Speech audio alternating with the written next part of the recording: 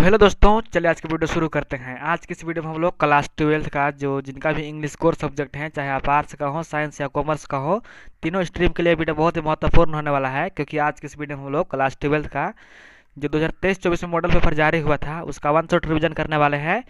तो वीडियो को अंत तक वॉच कीजिएगा, ठीक है। चलिए वीडियो को शुरू करते हैं क्योंकि आज आप लोगों का एग्जाम है। तो चलिए इसका क्वेश्चन देखते हैं। तो सबसे पहले यहाँ पर क्वेश्चन पूछा है कि where is the salutation placed in the notice, यानी कि जब आप नोटिस लिखते हैं तो जो सैल्यूटेशन होता है जैसे कि डियर सर, डियर मैडम, ये सबको कहाँ पर लिखते हैं? तो जस्ट बिलो द डेट, यानी कि जो डेट आता है डेट के नीचे हम लोग उसको लिखते हैं सैल्यूटेशन को, ठीक है। चलिए क्वेश्चन नंबर 2 है कि notice in school and college content certain announcement for, यानी कि जो नोटिस होता है स्कूल और कॉलेज में जो लिखते हैं वो किसके लिए अनाउंसमेंट के लिए होता है, किस चीज़ की किसके लिए घोषणा के लिए होता है? तो स्टूडेंट्स के लिए या घोषणा के लिए होता है, ठीक है। स्टूडेंट की घोषणा के लिए नोटिस लिखते हैं स्कूल या कॉलेज में, समझ गए।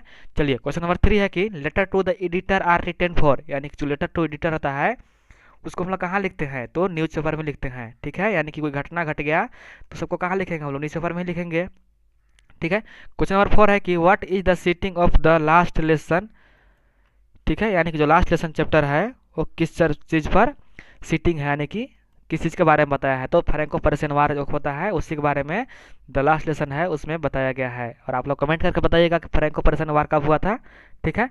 चलिए अगला क्वेश्चन यहाँ पर है कि which country did France belong to, यानी कि जो फ्रांस था वो किस कंट्री यानी किस देश से बिलोंग करता था? तो कहाँ से? फ्रांस से बिलोंग करता था, ठीक है। अब क्वेश्चन नंबर 6 है कि is your school ready, who asked this question, यानी कि क्या आपका स्कूल तैयार है? या जो क्वेश्चन है वो ऑथर से किसने पूछा था? तो साहब ने पूछा था। क्या पूछा था? तो जो साहब जो ऑथर होती है वो बोलती है कि जो अब मेरा स्कूल बनेंगे तो आप पढ़ने मेरा स्कूल में आइएगा। तो जो साहब रहता है वो बोलता है कि हाँ आप स्कूल बनवाइए, मैं पढ़ने आऊँगा, ठीक है।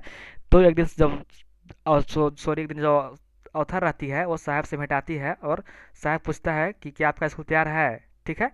चलिए अगला क्वेश्चन यहाँ पर है कि the rack picker have no identify but they have, यानी कि जो रैक पिकर है उनके पास आइडेंटिफाई नहीं है लेकिन उसके पास क्या है? तो उसके पास एक राशन कार्ड है, ठीक है। जितने भी रैक पिकर हैं उनके पास कोई पहचान नहीं है लेकिन उन लोग के पास एक राशन कार्ड है, ठीक है। पर क्वेश्चन नंबर 8 है कि deep water in expert taken from, यानी कि जो डीप वाटर है वो किसका एक्सपर्ट है, यानी कि किसका संक्षिप्त रूप है? तो आप लोग जानते होंगे दो सॉरी जो डीप वाटर है उसका रचना सॉरी कौन किया है? विलियम डगलस किए हैं। और यह किसका है? ऑफ मैन एंड माउंटेन, जो चैप्टर है सॉरी जो थी है उसी से लिया गया है, उसी का एक्सपर्ट रूप डीप वाटर है, ठीक है। चलिए अगला क्वेश्चन है कि क्वेश्चन नंबर 9 है कि why did Douglas hire an instructor, यानी कि जो डगलस था विलियम डगलस एक इंस्ट्रक्टर को क्यों हायर करता है?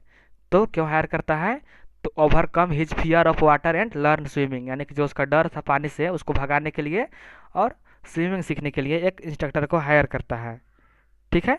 चलिए यहाँ पर अगला क्वेश्चन है कि क्वेश्चन नंबर यहाँ पर अगला है कि क्वेश्चन नंबर 10 कि what did the old man offer to red rap, यानी कि जो क्रॉफ्टर था वो रेड रैप जो था रेड रैप को क्या ऑफर करता है? तो पोरिज, यानी कि जो दलिया होता है पोरिज बोलते हैं, पोरिज और टोबैको ये दोनों ऑफर करता है और साथ में मजोलिस गेम भी खेलता है, ठीक है। तो इसका राइट आंसर हो जाएगा बोथ ए एंड सी, ठीक है।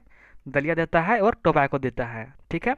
चलिए और क्वेश्चन यहाँ पर यहाँ पूछता है कि जो ओल्ड क्रॉफ्टर था वो रेड रैप को किस गेम खेल रहे थे? तो उसको कौन सा गेम था? तो मजोलिस गेम था, उसको भी याद कर लीजिएगा, ठीक है।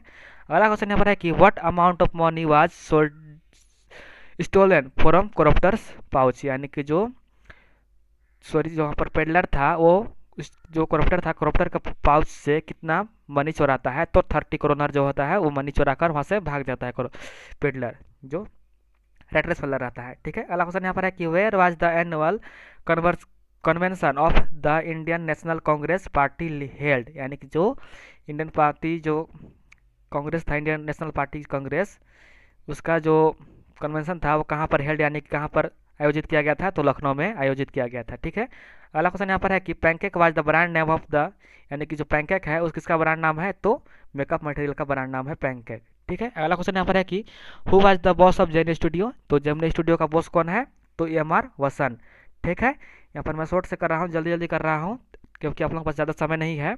ठीक है, अगला क्वेश्चन यहाँ पर है कि डैनी कैसी was player in the football team of, यानी जो डैनी कैसल था वो कहाँ का प्लेयर, कहाँ का खिलाड़ी था, तो आयरलैंड का था और आयरलैंड के लिए ही वो मैच खेलता था। ठीक है, अगला क्वेश्चन यहाँ पर है कि Sophie was young girl who dream to be, यानी कि सोफी एक यंग गर्ल थी, वो क्या चीज़ का सपना देखती थी, तो एक मैनेजर बनने का, एक एक्टर बनने का और एक फैशन डिजाइनर बनने का, यानी कि ऑल ऑफ द अबव हो जाएगा।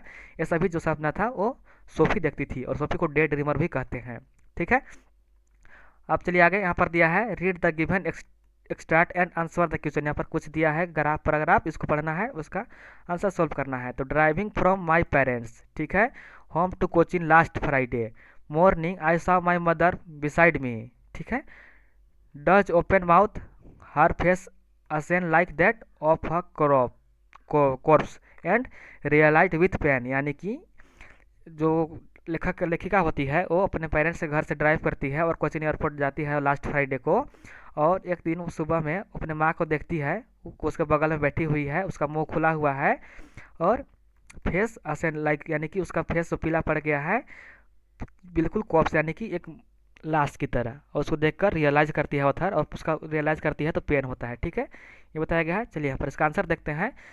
क्वेश्चन है कि the given extract is taken from the poem, यानी कि जो एक्सट्रैक्ट दिया गया है वो कहाँ से लिया गया है, तो माई मदर एट 66 से लिया गया है। ठीक है, और आप लोग कमेंट करके बताइएगा कि माई मदर एट 66 की रचना कौन की है, यानी कि लिखा किया, यानी राइटर कौन है। ठीक है, चलिए पहला क्वेश्चन है कि where is the poet driving to, तो अपने पेरेंट्स को हमसे वो कोचिन एयरपोर्ट जा रही थी। ठीक है, समझ गए।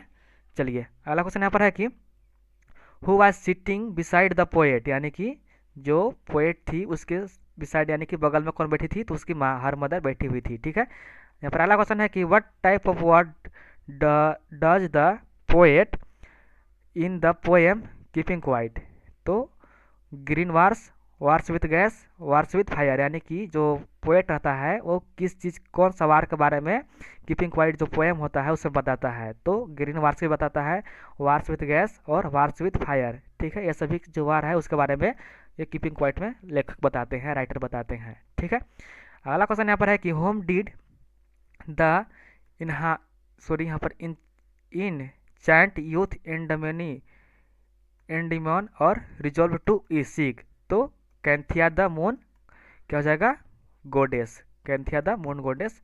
ठीक है, अगला क्वेश्चन यहाँ पर है कि what are think of beauty mention in the poem, यानी कि जो थिंक ऑफ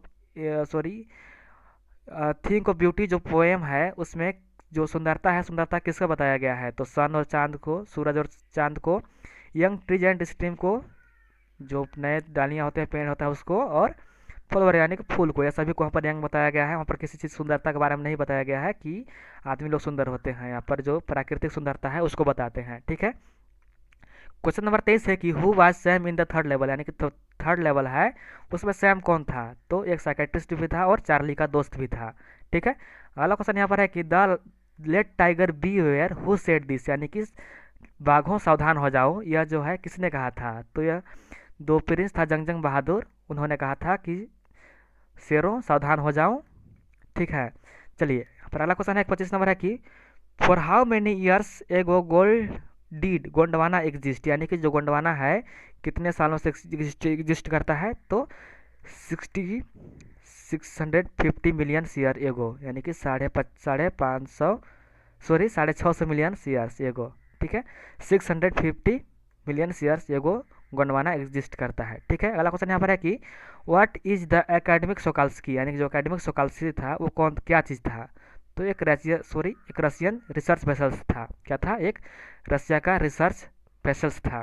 ठीक है, चलिए आगे चलते हैं। क्वेश्चन नंबर 27 है कि the wounded soldier of the story the enemy belongs to, यानी कि जो वुंडेड सोल्जर था वो कहाँ का सैनिक था, तो यूएस नेवी का सैनिक था। ठीक है, यूएस नेवी का सैनिक रहता है वुंडेड, यानी कि घायल सोल्जर।